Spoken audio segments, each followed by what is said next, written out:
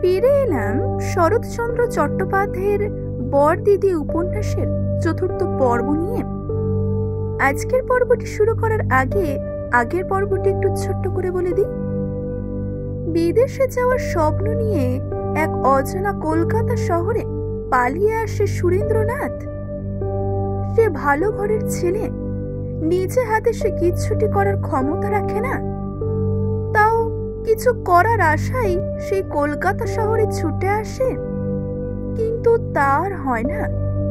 এক প্রকার ভিখারি হয়ে সে কলকাতার পথে পথে ঘুরে বেড়ায়।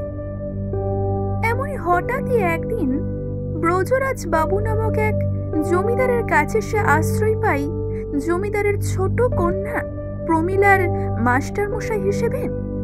তবে জমিদারের গৃহিণী ছিলেন না, ছিল তার বিধবা কন্যা।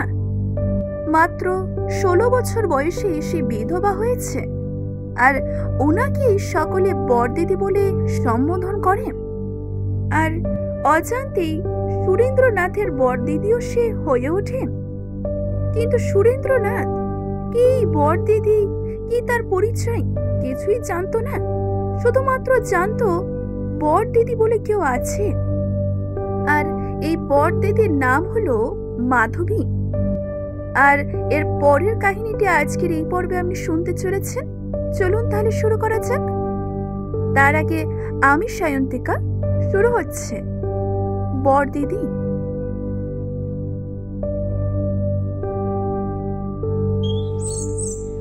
শিবচন্দ্র মাধবীর দাদা। মাধবী একদিন তাহার দাদাকে ধরিয়া বলিল, দাদা, প্রমীলার মাস্টার রাত দিন কি পড়ে তা জানো? শিবচন্দ্র বিএ ক্লাসে পড়ে, কাজেই ক্ষুদ্র প্রমীলার শিক্ষক কি আর পড়াইতে পারে? তাই উপেক্ষা করিয়া বলিল, নাটক নভেল পড়ে, আর কি পড়বে?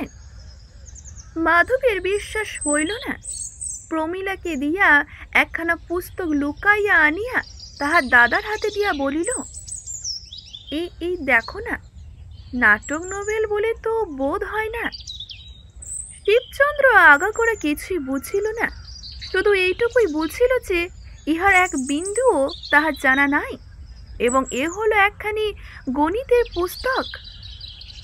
ভগিনীর কাছে সম্মান হারাইতে সে চায় না, কাজে সে কহিল, এ হলো গিয়ে অঙ্কের বই, ওই স্কুলে নিচের ক্লাসে পড়া হয়। বিষণ্ণ মুখে তখন মাধবী প্রশ্ন করিল, তা কোনো পাশের পড়া নয়, কলেজের বই নয়? তখন শুষ্ক হাসিয়া শিবচন্দ্র বলিল, না, কিছুই নয়। ঠিক সেই দিন থেকেই ইচ্ছা করে শিবচন্দ্র সুরেন্দ্রের সম্মুখে পড়ত না। মনে মনে ভয় ছিল তার, পাছে সে যদি কোনো কথা জিজ্ঞাসা করিয়া ফেলে, পাছে সব কথা প্রকাশ হইয়া যায়। কিছুদিন পরে মাধবী তাহার পিতার কাছে গিয়া কহিল, বাবা, আমি নীনকতকের জন্য কাশী যাব। ব্রজবাবু তখন চিন্তিত হইয়া উঠিলেন, হ্যাঁ, সে কি মা, তুমি কাশী গেলে সংসারের কি হইবে? মাধবী হাসিয়া বলিল, আমি তো আবার আসিব বাবা, একেবারে তো যাইতেছি না। মাধবী দেখিল তাহার পিতার চোখে জল আসিতেছিল। তাহা সামলাইয়া লইবার জন্য সে কহিল, শুধু দিন কতকের জন্য বেড়াইয়া আসিব বাবা। হ্যাঁ, তা যাও মা, তবে সংসার তোমার চলবে না। সে কি বাবা, আমাকে ছাড়া সংসার চলবে না? হ্যাঁ, চলবে না কেন মা, চলবে। হাল ভাঙ্গিয়া গেলে স্রোতের মুখে নৌকাখানা যেমন করে চলে, তেমনই চলিবে আর কি। কাশী যাওয়া মাধবী নিতান্তই প্রয়োজন। সেখানে তাহার বিধবা ননদিনী তাহার একমাত্র পুত্র লইয়া বাস করেন, তাহাকে একবার দেখিতেই হইবে। অবশেষে কাশী যাইবার দিন এলো, আর সেই দিনই সে প্রত্যেককে ডাকিয়া সংসারের ভার বুঝিয়া দিল। দাসীকে ডাকিয়া তাহার পিতা, দাদা ও প্রমীলাকে বিশেষ রূপে দেখিবার জন্য অনুরোধ করিল, কিন্তু মাস্টারের কথা কাহকেও বলিল না।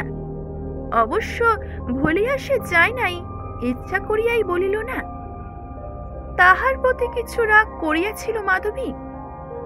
মাধবী তাহার জন্য অনেক করিয়াছে, কিন্তু এমনকি সে একটা মুখের কথাও কৃতজ্ঞতাও তাহাকে জানাই নাই।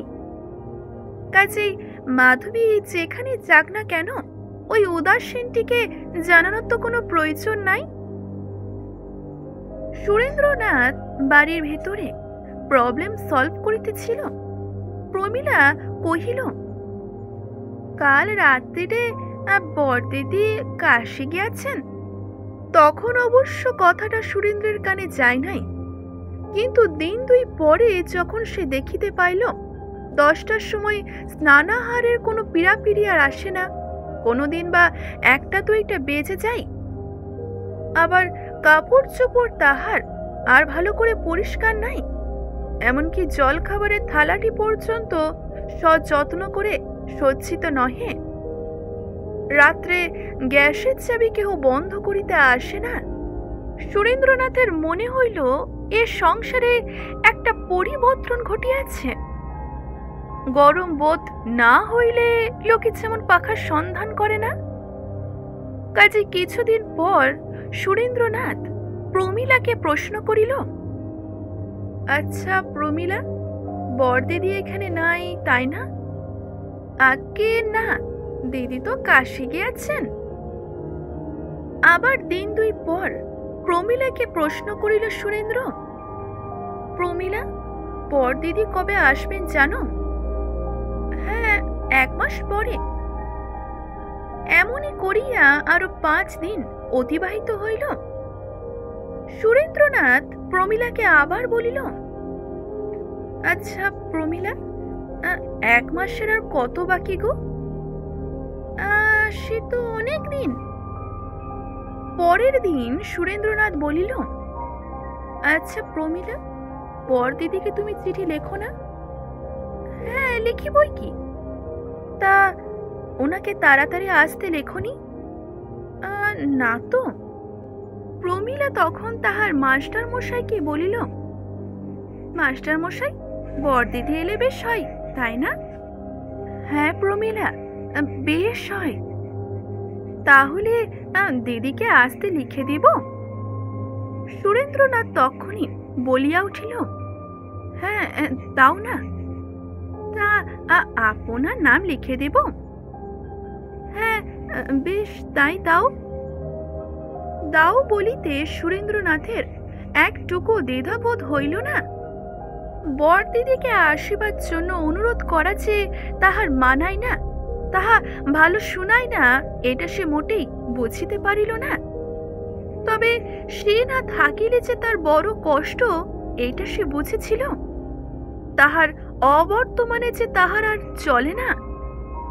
এতদিনের সংসারে তাহার 3 মাস অতিবাহিত হইল, আর এই 3 মাস ধরিয়া সে বরদিদির ওপর ভর দিয়া পরম আরামে কাটাইয়া দিয়াছে, কিন্তু কখনো জিজ্ঞাসা করে নাই এই জীবটি কেমন, কত বড়, কত বয়স, কেমন দেখিতে, কত গুণ তাহার, কিছুই সে জানিতে চাহে নাই।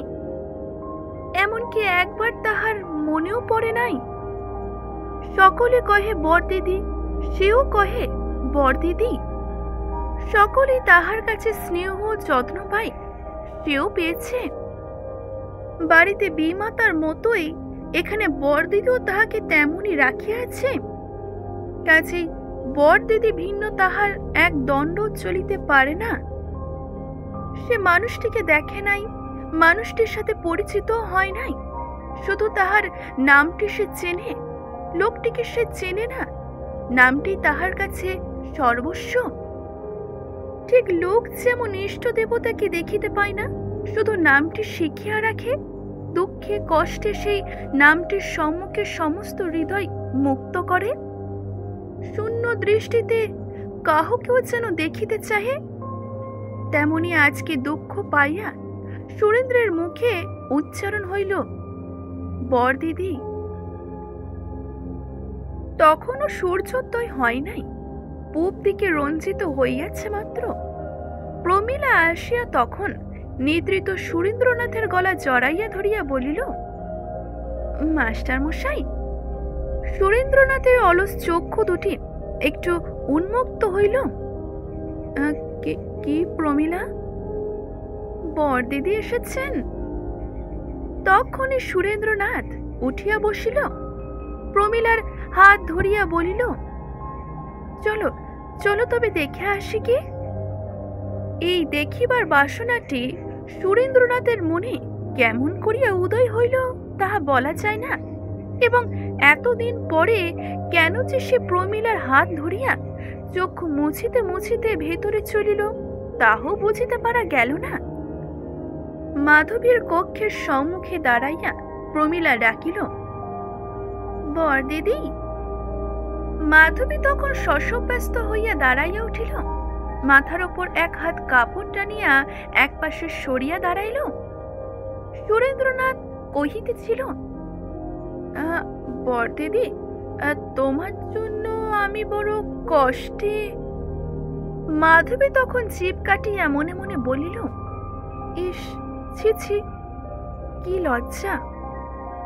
মাধবী তখন মৃদু কণ্ঠে কহিল, প্রমীলা, মাস্টার মশাইকে বাহিরে যাইতে বলো। প্রমীলা তখন বুঝিল মাস্টার মশাইকে নিয়ে আসা তার মোটেই উচিত হয় নাই, তাই সে বলিল, চলুন মাস্টার মশাই। কিন্তু সুরেন্দ্রনাথ কিছুক্ষণ দাঁড়াইয়াই রহিল, তাহার পর বলিল, বেশ, চলো তবে। বেশি কথা সে কহিতে জানে না, বেশি কথা সে বলিতে চাহেও না। সারাদিন মেঘলা হওয়ার পর সূর্য উঠিলে হঠাৎই যেমন লোকে সেদিকে চাহিতে চাই, ঠিক তেমনি সুরেন্দ্রনাথও তাহার বরদিদির কাছে আসিয়াছিল, কিন্তু ফল যে এমন দাঁড়াইবে তাহা কে জানিত। সেদিন থেকেই তাহার যত্নটাও একটু কমিয়া আসিল। সুরেন্দ্রনাথ বুঝিল ভগ্নীর যত্ন, জননীর স্নেহ যেন তাহার আর গায়ে লাগেই না, অনেক দূরে তাহা সরিয়া গেছে। একদিন প্রমীলাকে ডাকিয়া সুরেন্দ্রনাথ বলিল, আচ্ছা প্রমীলা, বরদিদি কি আমার উপর রাগ করেছেন? প্রমীলা বলিল, হ্যাঁ। কেন রে? তা আপনি অমন করে বাড়ির ভেতর গিয়াছিলেন কেন? যেতে নেই তাই না? তা কি যেতে হয় নাকি? দিদি খুব রাগ করেছে।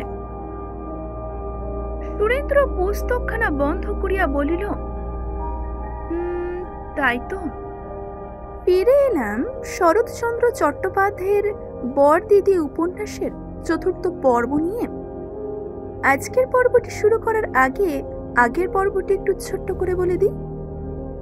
বিদেশে যাওয়ার স্বপ্ন নিয়ে এক অজানা কলকাতা শহরে পালিয়ে আসে সুরেন্দ্রনাথ। সে ভালো ঘরের ছেলে, নিজে হাতে সে কিচ্ছুটি করার ক্ষমতা রাখে না, তাও কিছু করার আশায় সেই কলকাতা শহরে ছুটে আসে, কিন্তু তার হয় না। এক প্রকার ভিখারি হয়ে সে কলকাতার পথে পথে ঘুরে বেড়ায়। এমনই হঠাৎই একদিন ব্রজরাজ বাবু নামক এক জমিদারের কাছে সে আশ্রয় পাই, জমিদারের ছোট কন্যা প্রমীলার মাস্টার মশাই হিসেবে। তবে জমিদারের গৃহিণী ছিলেন না, ছিল তার বিধবা কন্যা। মাত্র 16 বছর বয়সে সে বিধবা হয়েছে, আর ওনাকেই সকলে বরদিদি বলে সম্বোধন করে। আর অজান্তেই সুরেন্দ্রনাথের বরদিদিও সে হয়ে ওঠে। কিন্তু সুরেন্দ্রনাথ কি বরদিদি, কি তার পরিচয় কিছুই জানতো না। শুধুমাত্র জানতো বরদিদি বলে কেউ আছে, আর এই বরদিদির নাম হলো মাধবী। আর এর পরের কাহিনীটি আজকের এই পর্বে আপনি শুনতে চলেছেন। চলুন তাহলে শুরু করা যাক। এখানেই শেষ করছি আজকের এই পর্বটি। আজকের এই পর্বটি যদি ভালো লেগে থাকে অবশ্যই একটা লাইক করবেন, শেয়ার করবেন এবং কেমন লাগলো জানাতে ভুলবেন না। ধন্যবাদ।